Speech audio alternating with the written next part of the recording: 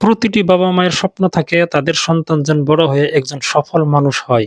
কিন্তু সফল হওয়ার চেয়েও বড় একটি পরিচয় আছে, তা হল উপযুক্ত মানুষ হওয়া।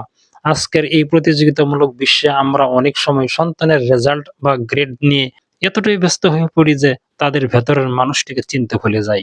গবেষণায় দেখা গেছে যেসব শিশুর সাথে তাদের বাবা-মায়ের নিয়মিত গুণগত আলোচনা বা কোয়ালিটি কনভারসেশন হয়, তারা মানসিকভাবে অনেক বেশি শক্তিশালী এবং দয়ালু হয়। আজ আমি আপনাদের এমন কিছু জাদুকরী প্রশ্নের কথা বলবো, যা প্রতিদিন আপনার সন্তানকে করা উচিত। এই প্রশ্নগুলো কেবল আপনার সন্তানের দিনকাল কেমন কাটলো তা জানবেন না, বরং তাদের চিন্তাধারা এবং চরিত্র গঠনে সাহায্য করবে। চলুন শুরু করি। কেন উপদেশ নয়, প্রশ্ন করা জরুরি? আমরা সাধারণত সন্তানদের উপদেশ দিতে পছন্দ করি। এটা করো না, ওটা করো, মিথ্যা বলো না। এই কথাগুলো তাদের কাছে অনেক সময় একঘেয়ে লাগে। কিন্তু আপনি যখন তাদের প্রশ্ন করেন, তখন তাদের মস্তিষ্ক সক্রিয় হয়ে ওঠে। তারা চিন্তা করতে শেখে। প্রশ্ন করার মাধ্যমে আপনি তাদের শাসনের কাছে না রেখে বন্ধুত্বের হাত বাড়িয়ে দেন। এতে তাদের আত্মবিশ্বাস বাড়ে এবং তারা মনে করে তাদের মতামতের মূল্য আছে। প্রথম প্রশ্ন: আজ তোমার দিনটিতে সবচেয়ে আনন্দের মুহূর্ত কোনটি ছিল?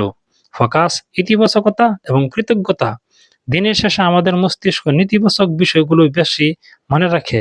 স্কুলে কারোর সাথে ঝগড়া বা টিচারের বকুনি, এগুলি বাচ্চার মনে গেঁথে থাকে।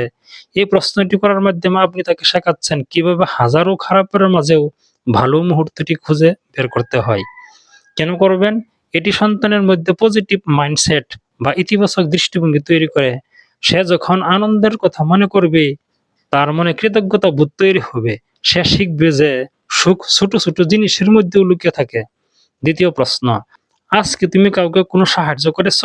ফোকাস সহানুভূতি এবং পরোপকার। উপযুক্ত মানুষ হওয়ার প্রথম শর্ত হলো অন্যের প্রতি সহানুভূতিশীল হওয়া। আমরা সাধারণত জিজ্ঞেস করি, তুমি আজ কত পেয়েছ বা টিফিন খেয়েছো কিনা? কিন্তু এই প্রশ্নটি তাকে মনে করিয়ে দেবে যে অন্যের জন্য কিছু করা জীবনের একটি বড় লক্ষ্য। প্রভাব: সে যদি উত্তর দেয় না, আজ কাউকে সাহায্য করিনি, তবে তাকে বকবেন না, বরং তাকে ছোট ছোট আইডিয়া দিন। যেমন বন্ধুকে পেন্সিল দেওয়া বা ক্লাসের কারো মন খারাপ থাকলে তাকে সঙ্গ দেওয়া। এটি তাকে একজন লিডার এবং একজন এমপ্যাথিক মানুষ হিসেবে গড়ে তুলবে। তৃতীয় প্রশ্ন: আজ কি কেউ তোমাকে সাহায্য করেছে? তুমি কি তাকে ধন্যবাদ দিয়েছ? ফোকাস নম্রতা এবং কৃতজ্ঞতা। সাহায্য করার পাশাপাশি সাহায্য গ্রহণ করা এবং তার প্রতি কৃতজ্ঞ থাকা শেখানো সমান গুরুত্বপূর্ণ। এই প্রশ্নটি তাকে শেখাবে যে পৃথিবীতে আমরা একা নয়, একে অপরের উপর নির্ভরশীল। কেন করবেন? এটি সন্তানের ভেতরের অহংকার কমিয়ে আনে। সে বুঝতে শেখে যে অন্যের ছোট সহযোগিতা ও সম্মানের যোগ্য। ধন্যবাদ বলার অভ্যাসটি তার ব্যক্তিত্বকে অনেক বেশি মার্জিত করে তুলবে। চতুর্থ প্রশ্ন: আজ নতুন কি শিখলে যা কাল জানতে না? ফোকাস কৌতূহল এবং শেখার মানসিকতা। পড়াশোনা মানে কেবল পাঠ্য বই শেষ করা নয়। এই প্রশ্নটি তাকে বইয়ের বাইরের জগৎ নিয়ে ভাবতে শেখাবে। সে হয়তো বলবে, আজ শিখলাম পিঁপড়েরা কিভাবে লাইন ধরে চলে, বা আজ নতুন একটা খেলার নিয়ম শিখলাম।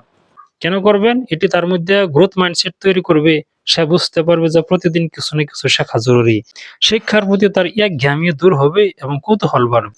পঞ্চম প্রশ্ন: আজ কি এমন কিছু ঘটেছে যা তোমাকে কষ্ট দিয়েছে বা রাগিয়ে দিয়েছে?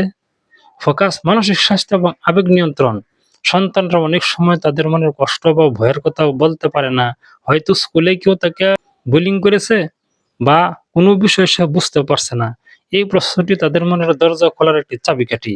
কেন করবেন? যখন সে তার কষ্টের কথা বলবে, তখন তাকে বিচার করবেন না। আগে তার কথা শুনুন। এতে সে আপনার উপর আস্থা পাবে। সে জানবে যে কোনো বিপদে পড়লে আপনিই তার সবচেয়ে বড় আশ্রয়। এটি দীর্ঘমেয়াদে তার মানসিক স্বাস্থ্যের জন্য অত্যন্ত উপকারী। ষষ্ঠ প্রশ্ন: আজ কি তুমি কোনো ভুল করেছ? সেটা থেকে কি শিখলে? ফোকাস সততা এবং সহনশীলতা।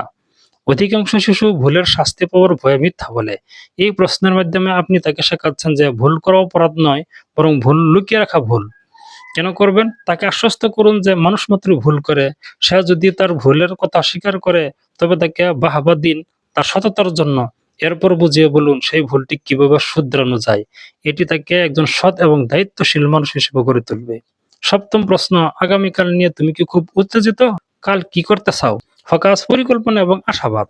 এই প্রশ্নটি তাকে ভবিষ্যতের দিকে তাকাতে সাহায্য করে।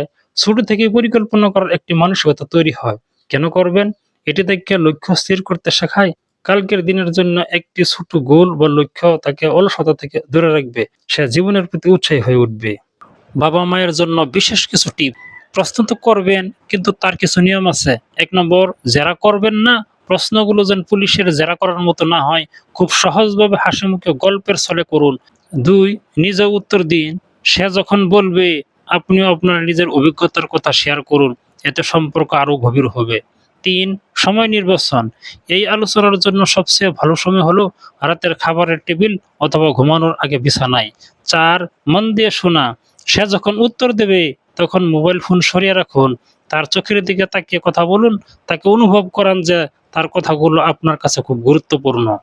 আপনি যখন নিয়মিত এই চর্চাগুলো করবেন তখন দেখবেন আপনার সন্তানের আচরণে এক অভাবনীয় পরিবর্তন আসছে। সে কেবল নিজের কথা ভাবছে না, বরং চারপাশের মানুষের কথা ভাবছে।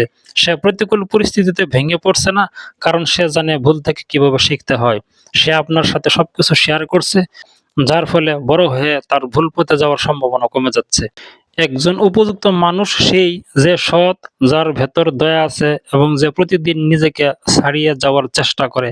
আপনার এই সামান্য কয়েক মিনিটের আলাপচারিতা তার পুরো জীবনের ভিত্তি তৈরি করে দিতে পারে।